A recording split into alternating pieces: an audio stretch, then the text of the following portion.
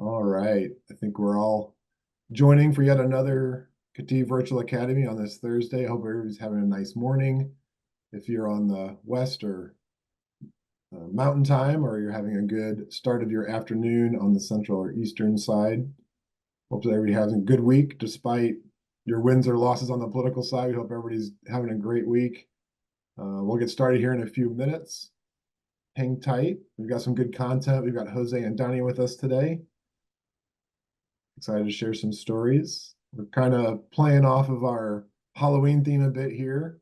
Um, a lot of people in our industry are old like me, so probably remember the old Tales from the Crypt from the 80s and 90s, the old crypt keeper that used to show us scary stories at night on, what was that, the USA Network or HBO or something?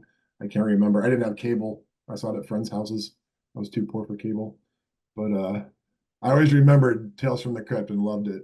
So I thought, let's do a little horror scenario of our own. We've seen a lot of fires, right? Jose and Donny, and I've talked with a lot of people on your team, and so we've compiled some stories. Thought we'd share them. Not only revel in the pain, but also learn from it. Right? The idea is to not get yourself in these situations. So we're going to invite you guys to share your questions, concerns. You might be looking at one of these potential scenarios, or maybe you've experienced it yourself. So we've got the Q&A panel open. So please drop any questions or share your story as well in there, and we'll happily incorporate it. And maybe some of the stories we share will tip you off to something you should look at in your environment. And also at the end of the session, we do have a nice takeaway, 4 tips to maintaining a healthy vault. We just updated this resource for 2025, Vault 2025. Jason Courtmanche, who couldn't make it today, worked with me to get that resource updated. It's got a lot of great links out of it now. It's a good way to maybe start to make sure you're not getting yourself in these situations. So right at the top of the hour here, I guess we'll go ahead and get started. Again, my name is DJ Munzik. I haven't introduced myself yet. I'm the VP of Marketing here at KETIV. With us today, if you want to advance a slide, I'll let Jose and Donny introduce themselves and then let them kind of run with this, and I'll just get out of the way. Thanks, guys, for joining. And yeah, have a good rest of your day, everybody, and enjoy the time with Jose and Donny. Take it away, boys. Thanks, TJ. Yeah, so I'm Jose Paredes Clara. I'm an application engineer here at KETIV Technologies, specializing in data management. A lot of you have probably worked with me or Donny, but I've been here for 7 years now, cumulatively. Just celebrated coming back, actually. So my work anniversary just came around. But yeah, looking forward to sharing a bunch of these fires and how we see it on our end, and how we hope to help our customers there. Donny? So my name is Donny Hayes. I work with Jose as an application engineer in the data management, mostly with Vault. But yeah, I've been here as long. Just started in January, but I've got 22 plus years in the mechanical industry, working with Vault and Inventor. So yeah, happy to be here. Yeah, and I'm sure Donny's seen at this point both ends, on our side at KETIV, and also kind of living it. Yeah, when I left, I was out actually working with one of our customers for 1.5 years. So I got a little bit of the user side, that experience, but mostly on this implementation or support side. But kind of gonna move here. I don't have my cowboy hat on today, but a lot of the times when we walk into a customer's environment, in this case, on the implementation side, we've had a few implementations where we walk in and it feels like the Wild West, right? So what I mean by that is there's no formal processes. And if there are processes, they're not enforced. So there's kind of 2 parts to this here. One is, everybody makes their own process. Everybody follows what they want.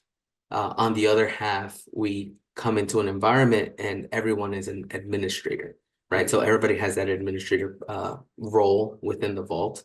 And that just means, everybody can make changes. Everybody can circumvent the roadblocks that were placed in you know, roadblocks that were in place to kind of help follow a process.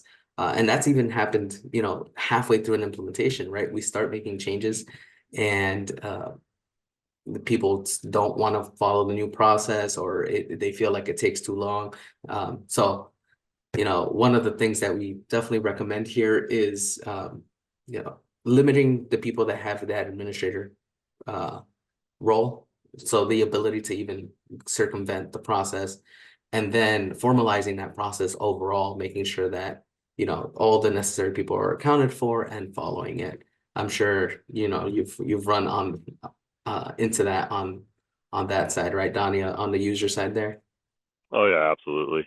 It's yeah, it can be frustrating as the CAD admin to have everyone coming to you, but it definitely helps keep that vault environment clean, and helps maintain those standards that your company has decided to follow. And then you end up, so, I talked a lot about, for us on this side, it's inside the vault. You don't have that process. You walk into, a free-for-all, the Wild West, but it also affects outside of the vault, right? So the PDFs that are being generated, are they the correct ones? Are they the latest ones? They end up on the floor. You end up making, depending on your volume, hundreds of parts, hundreds of these designs, and then realize, hey, this was changed. This is an old drawing. This is, this was put on the floor prematurely. It could be a costly mistake. Yeah. Moving over here. Yeah. That kind of leads into this next one where so this reminds me of a time where Phil called to talk about a long-time customer. They had a CAD manager. CAD manager left. They had that CAD manager for a while, and then they never replaced that CAD manager. So that now you've got nobody enforcing those standards. That's when everyone starts to say, "Hey, we can't do anything. What do we do?" Let's start making everyone admins, right? So it's important to have that CAD manager. I know I was a CAD manager at my last job, and we had lots of standards in place that we were following, and I wanted to make sure before I left that we had someone in place and someone trained up to follow that, because if you don't have somebody managing those processes and those standards, that nice little, I like to garden, and so I like to equate it to my garden. And if I'm not weeding my garden and I'm not maintaining it, it just becomes a giant mess and a lot of extra work. And so what ended up happening with that customer that our boss Phil had called about was we had to go in and help them out, help them clean up the things, get the permissions squared away. I think we call it a BPA, business process analysis, where we kind of go in and take a look at the vault, look at your processes, kind of give a recommendation on how things, could run a little better, and standards to help you follow. So if you've got a CAD manager, don't lose them. Yeah, it comes down to one of those things, either like the formalized process where, document it, right? A lot of times when we do implementations too, we document the workflow, we document all the information that we need, but also it helps avoid tribal knowledge, right? These CAD managers, not doing it on purpose, obviously, but they know a lot of things that many people don't deal with every day. And then when they decide to leave, maybe either if it's an oversight on their end, like, oh, I didn't think to knowledge transfer this, but it still happens. So yeah, it can be a pain to recover from. Absolutely. Right. Ooh, ransomware. This one's always fun. Yeah. So I mean, I think we've both been part of this. Unfortunately, as technology evolves, so do the many ways that people get into it.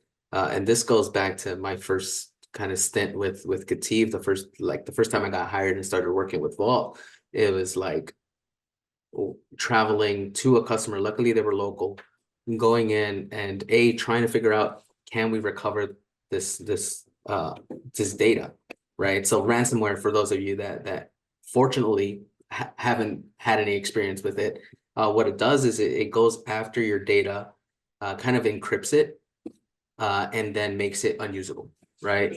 Unfortunately, not only do they go after your data, they go after your backups. So if everything is kind of on the same environment, kind of, you're getting your data on the D drive, your backups on the E drive, they'll get both. They'll encrypt both, and now you have no way of recovering, right? And unfortunately, they ask for a lot of money to unencrypt it and give it back to you. And even then, they're criminals. That there's no guarantee that they're going to do it anyway once you pay. So what we ended up having to do is literally go around to every user's machine and grab what they had downloaded, right? This is one of those happy incidents where best practices weren't being followed. We typically say, hey, once you're done working on files, clean out your working folder, and make sure that you're not blowing up your hard drive, right? You're not running out of space. Well, in this case, a lot of the people weren't cleaning out their working folder. So when we went around grabbing pieces here and there, had to figure out, which one had a newer one, which one is the latest one, and kind of piece it all back together. But that one of the things we definitely recommend is offload your backups once you grab them, offload them to the cloud, offload them to a separate drive, a physical drive that is not connected to the network, not connected to your machine. And that way, if this does happen, because unfortunately we get phished, we get all those emails, we get tricked.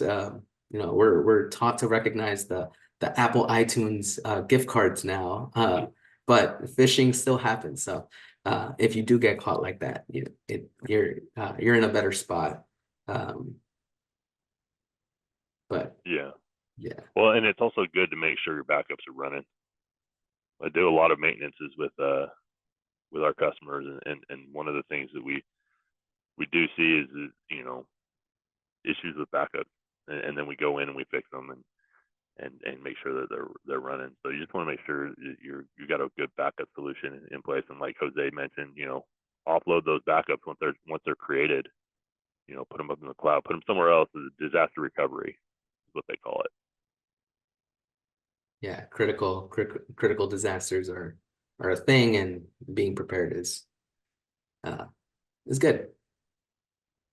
Right, next one here is maxing out the file store, Donny, which we both.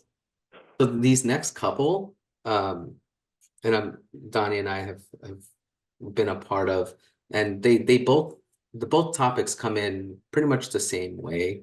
They come in as a support ticket. And the support ticket usually says, we can't check files into the vault, or we can't check files out of the vault. You're working in inventory, you try to check something in, and it just errors out. It says it's the connection was forcibly closed by the host, right? You don't know what that means. You call in, we have to look on the server, and that's when we realize, your D drive is full. Maybe you had a 800 gigabyte drive. All of a sudden your file store is 800 gigabytes, and Vault no longer has the space to create new versions of it, right? If you have Vault in the cloud with us, we always make sure that the drives are always a good size to give you guys growth. We always monitor it to make sure that we can expand it whenever you need to. But if you have an on-premise server, your drives are physical, like the one you're seeing on your screen. You can expand those.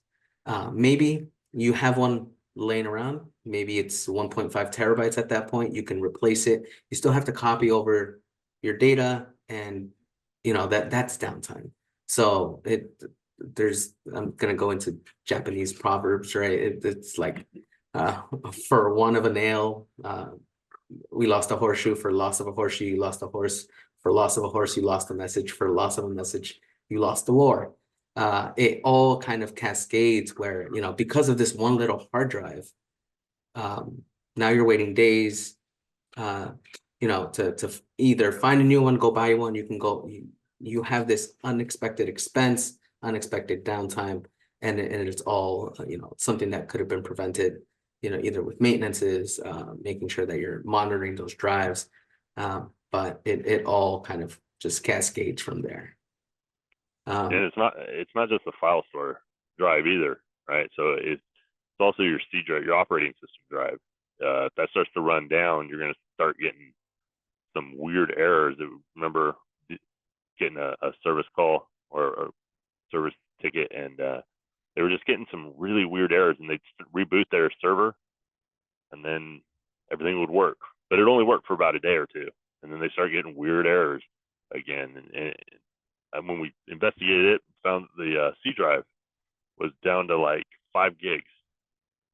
And what was happening was that temp drive or that temp folder kept filling up, and then the server wouldn't work right. So once they rebooted, it would clear out that server, or it would clear out that temp folder, and the server would work. So yeah, and then to the backup drives, if you separate your operating system file store and your backup drives, you want to monitor all of those, make sure you got plenty of space so that you don't have intermittent backups. Seen that quite a few times too.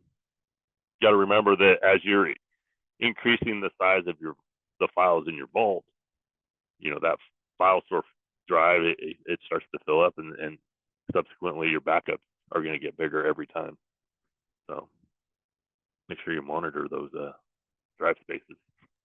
Yeah, and kind of just like a side note there, a lot of the times when we run into this issue, a quick fix that people think about is I'll just purge a bunch of these files and get me some space, right? Unfortunately, purging doesn't really give us as much space as we think it will.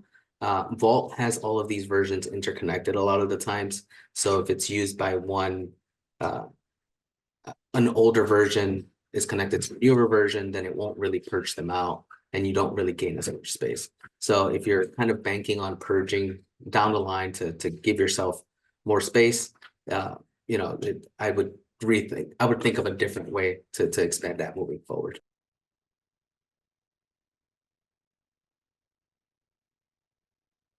On the topic of purging, this also comes in, right? That support ticket we were talking about, it kind of presents itself the same way.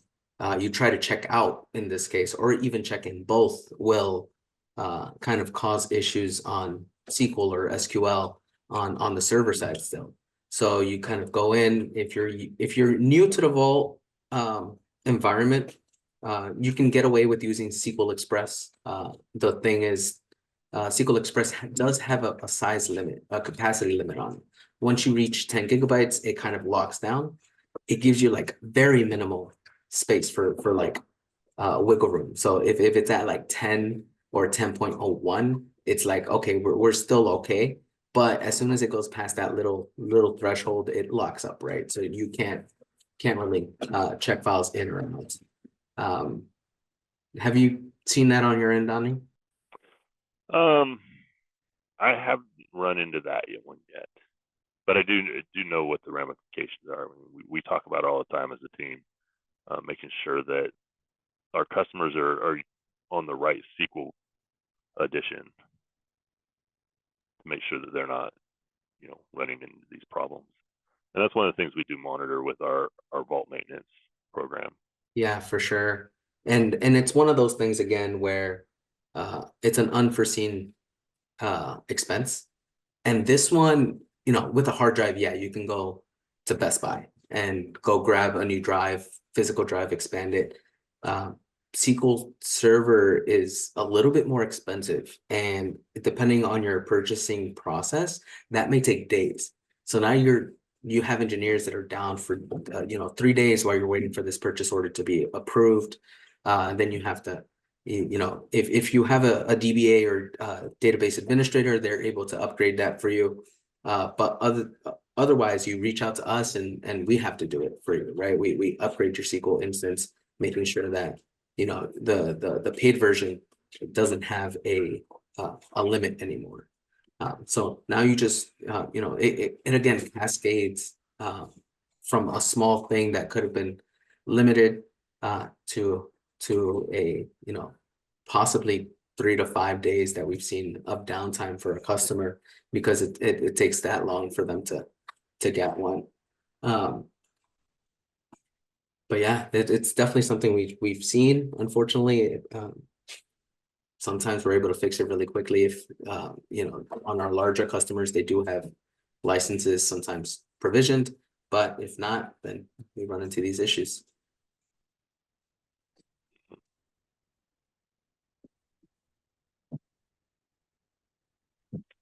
Everyone is an admin. And we touched on this one earlier, but you know, it never hurts to talk about it again.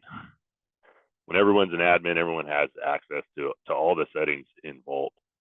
And so unexpected changes start to occur as people start to play. I mean, I'm one of those people that likes to dive into a piece of software and what can I do?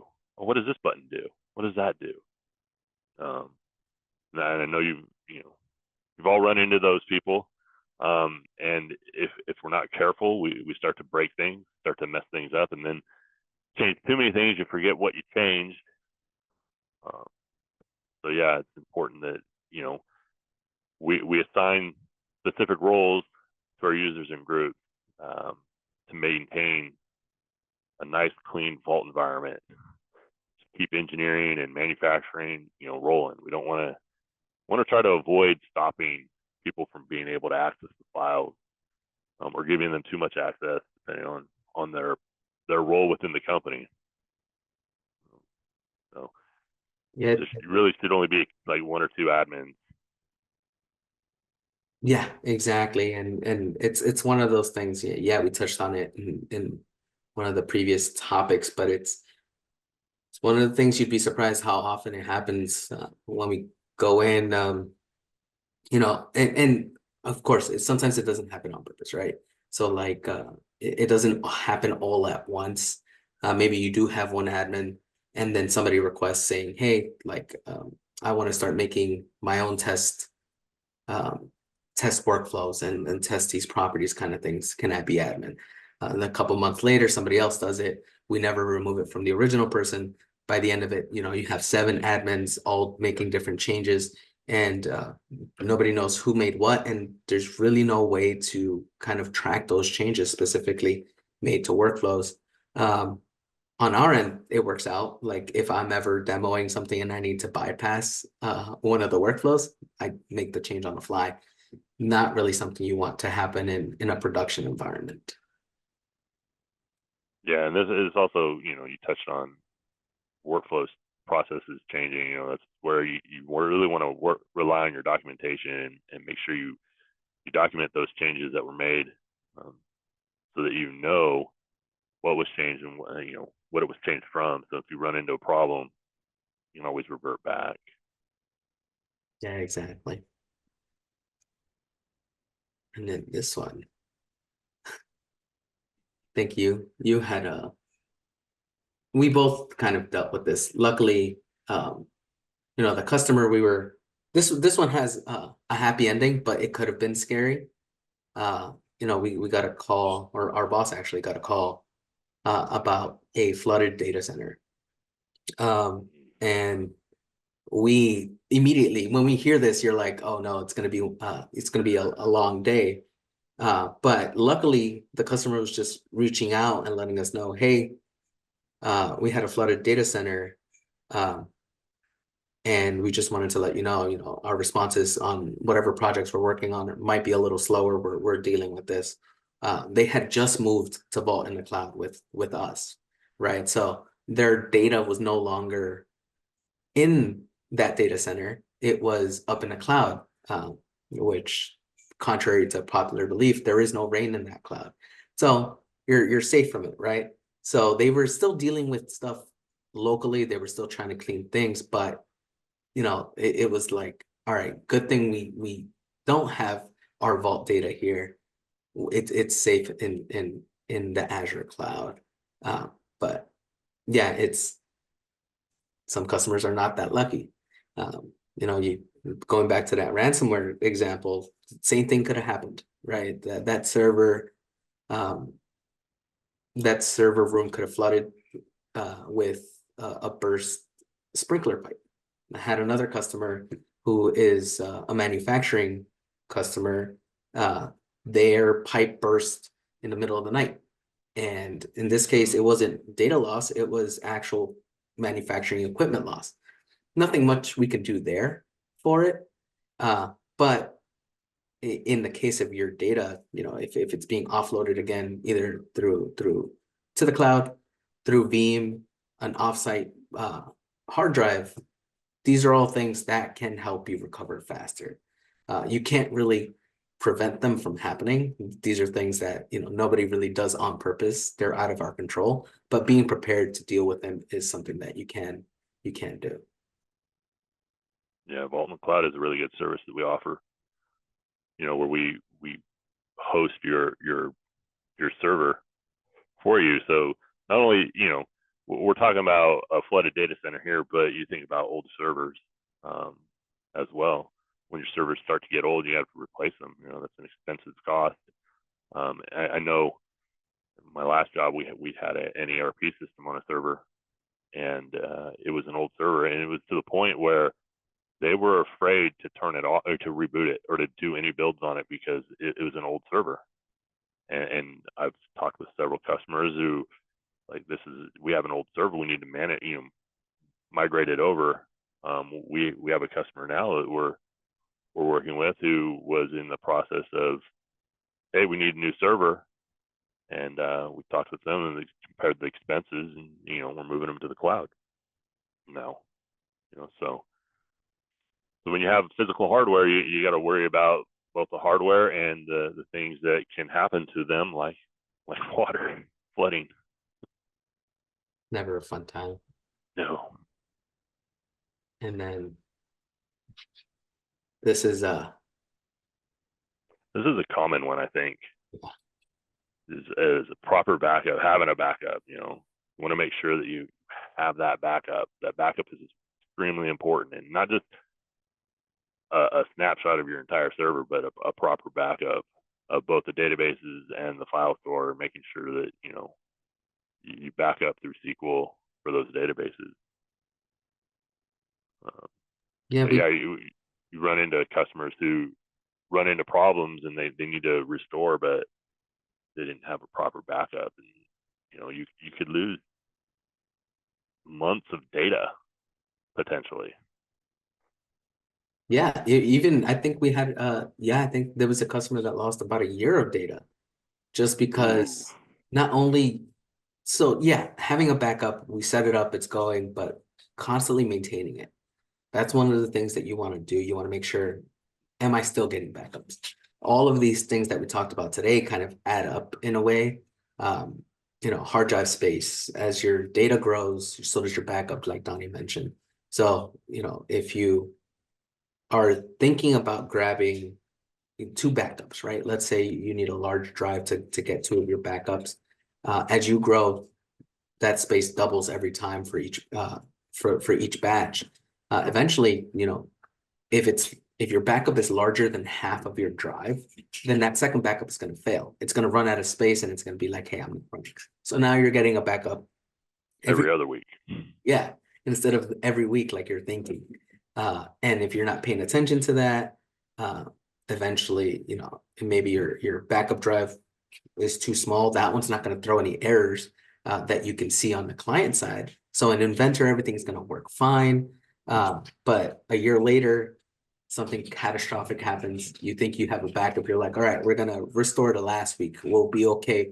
Losing a week of work, right? Maybe it happened on Friday. You're trying to go back to last Friday. You look and there's no backup. There's no backup from the past 12 months. And it's honestly horrible to recover from. it's again, you lost all the progress you've made in that year. So it's just one of those things that's definitely preventable. One of the other common things I find during our maintenance calls, when we are checking the backups to make sure that they're running properly, is password policies. So typically, there's a task in the task scheduler that's running to run these backups, and they're assigned to a user. That user has a password. Well, if that password is set to expire every 3 months and no one goes and changes it or remembers to change it, the backups won't run. That task will not run. It means you won't get backups. So you want to make sure that passwords are all up to date on the server, so those backups can run. Just had a customer, just talking with a customer recently. They lost a file. It was like one file in their vault, and it was from about a year ago, maybe a little less, but they couldn't find the file, but they needed it to open up an assembly or a drawing or something. And so we were talking with them about their options, and thankfully they had backups, right?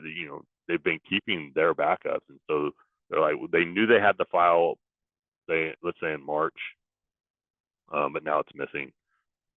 But they have those backups, so they could potentially upload create a quick server, put the vault back on there, restore that old version to that new server, grab that file, and move it over and upload it back into their production vault. So having a backup can really save a lot of hassle and some heartache.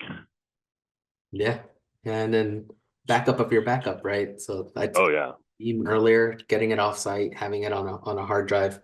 We had a customer that would like switch back and forth. So 1 week they would have one hard drive, offload it to that one. The next week they would go to a different hard drive. And that way, even if the hard drive fails, they still have a separate backup, right?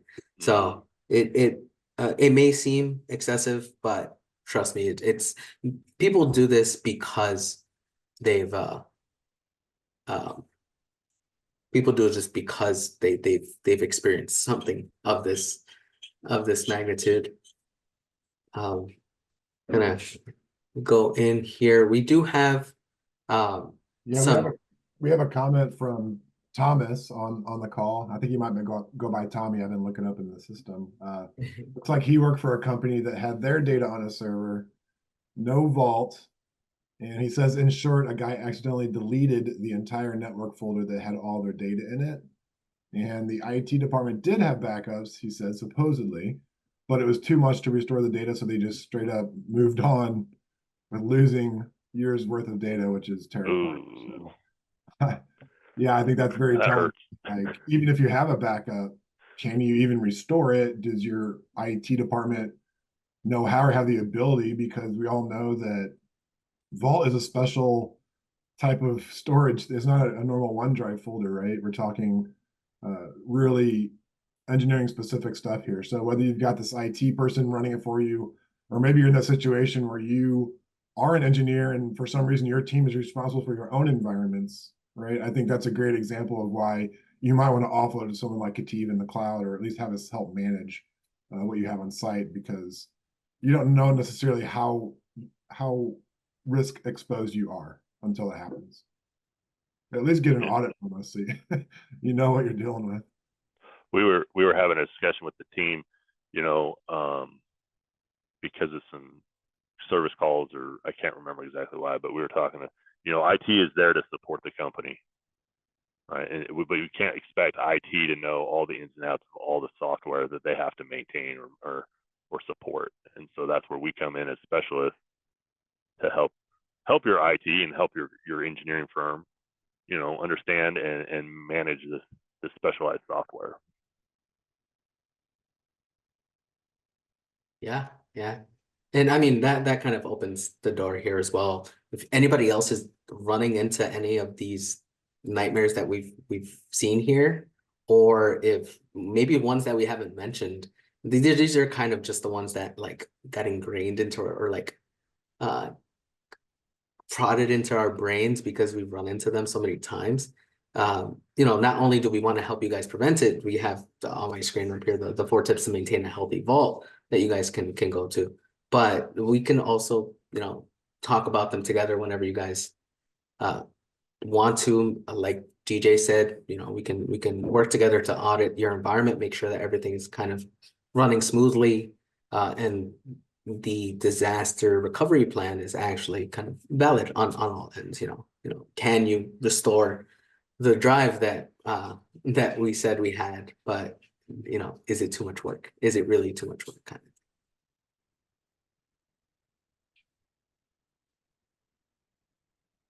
of? But yeah, that kind of brings me here. If there are any questions on any of the scenarios that we ran through today, or any scenario that you guys want to run through together, you know, feel free to pop them in the Q&A module, and we can go ahead and take a quick stab at them. If not, you know, if you don't want to air your dirty laundry out, feel free to reach out to us directly.